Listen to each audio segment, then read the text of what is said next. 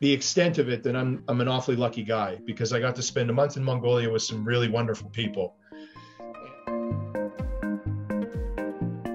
Hi everyone, welcome to my Sreve experience, and today I'm receiving again Sreve Sir from Canada. Hi Steve. Hey everybody.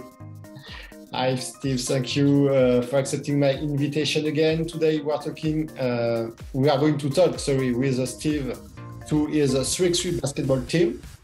So team Mongolia and Ulaanbaatar. This interview has 3 parts, so you can find out the first 2 parts in the description below the video. So let's get started. How begins the Ulaanbaatar team adventure? Oh man, it started a few years ago. We played each other in the 2018 World Cup.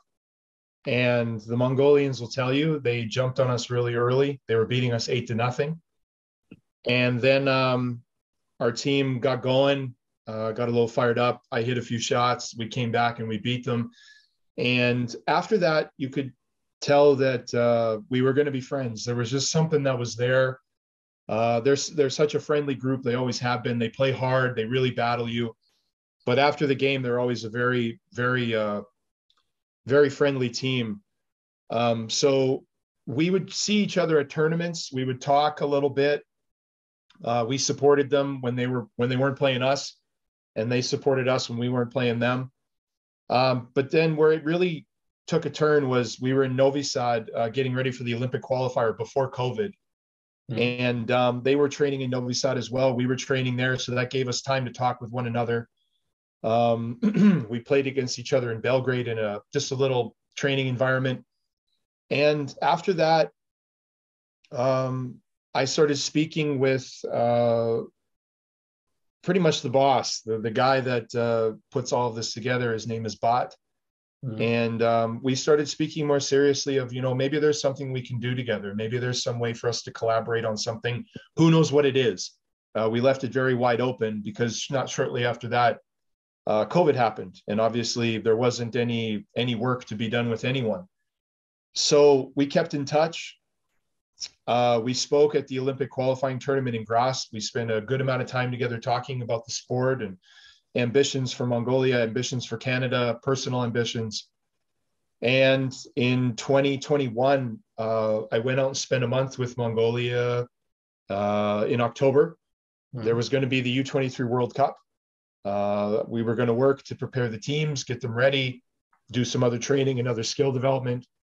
And as a result of COVID, the World Cup was canceled. I still went out there. We still worked together. They were wonderful hosts. It was a wonderful trip. So I thought if this is the extent of it, then I'm an awfully lucky guy because I got to spend a month in Mongolia with some really wonderful people.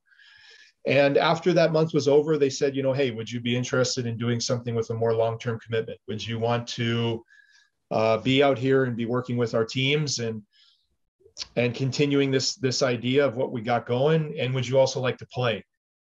And I got to be honest, I was excited at that idea because this was very different than what I'd been doing up to this point in 3x3. It was a chance to work full-time in the sport, which I was eager to do. Okay, and how works Sreve basketball in Mongolia in general? Well, it's, for my money, it's the most popular sport in the country. Okay. Basketball in general is really on the rise in Mongolia. There's a big effort being made by a lot of people to grow the profile of the sport. They know that this is a great sport to connect with the youth, to provide excitement and optimism and hope for what could be coming next. Basketball is a big deal in Asia. We know that with, countries like China and Japan, Philippines, but Mongolia, you can just feel it out there. The sport is just ready to explode, and 3x3 is right at the front of that. So I think the young players see it as a great opportunity to play. The flag bearers for this have been on the men's side, Team Ulaanbaatar. They're I would say probably close to being the older players. So they set the example, and they they take that role seriously. They're great role models to the young players. They're great ambassadors of the sport and of their country when we travel internationally. So the sport's a big deal, and it's going to continue to be a big deal. On the women's side, the women's team was a part of the Tokyo 2021 Olympics. So the sport is a major deal. It's big in profile, and a lot of people feel really positive about it. And I think it's going to continue to grow in that direction. There's nothing but good things in store for basketball in 3x3 in Mongolia. When you train Mongolia or Ulaanbaatar, how works your training? How do you work with this team? Well, I think like with everything in 3x3, there does have to be collaboration. You can't be a dictator in 3x3 because at some point your small group is not going to be into it anymore. So we work together. I put the practice outlines together of what we're going to work on and how we're going to work on it. And then there's collaboration in there as well because we'll share ideas. But generally, I'm the one that does the practice planning and manages that.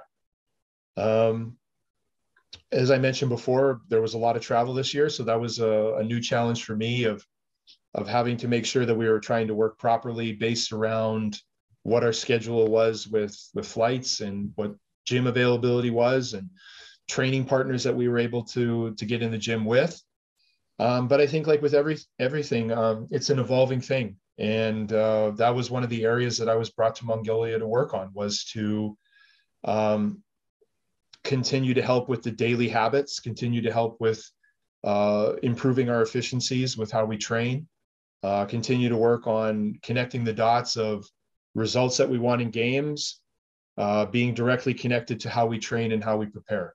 During last year, how you manage your schedule during the year, camps, training? Have you got other coach with you too?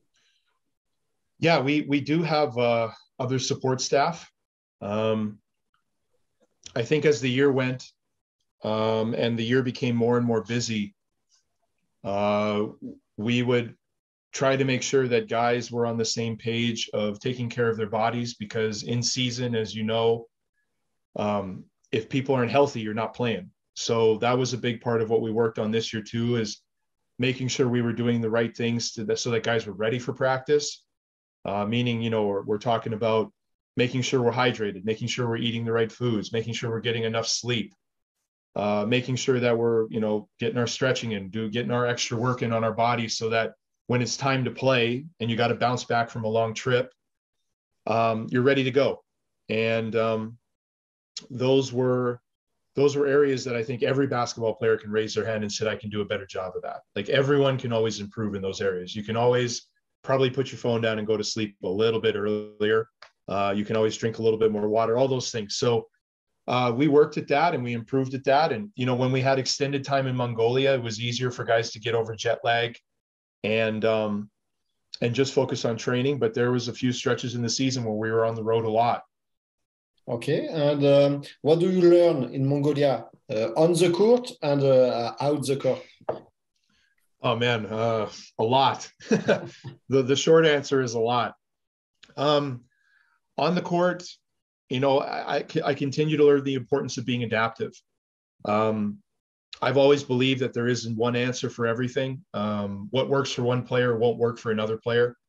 What works for one player might agree a little bit with one player, but it might not work completely. So you have to always be learning. You have to always be curious. You have to always have your eyes out for like, what can I improve, so that even if it makes that little bit of difference, that little bit of difference might be what pushes it over the line.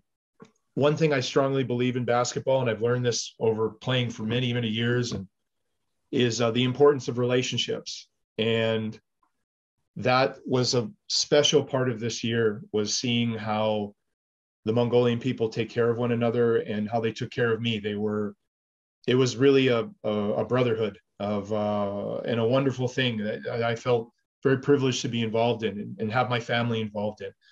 So that was another thing that I got to experience firsthand, because when you go there for a tournament for a couple days, it's like when you go anywhere, you see the best of everything. You usually see the best of everyone, but being there day to day, when guys are feeling good, guys are feeling low, they're happy because we won, they're mad because we lost, all those different emotions. But the importance of moving forward was always going to be the strength of the relationship. And that's what I also feel helps on and off the court, because 3x3 is a small group of guys, and that's a great part of it, but that can also be a hard part of it, because 4 guys playing with each other, traveling all the time, you can get sick of one each other real quick. So I compare it to being in a band. Thank you, Steve, for taking the time to talk to me. Good luck for your double project. So, general manager and Sreve Sir basketball coach and player. Thank you for following us. If you enjoyed this video, please subscribe, click on the bell for notifications. Take care and see you next time. Bye bye. Thanks, everybody.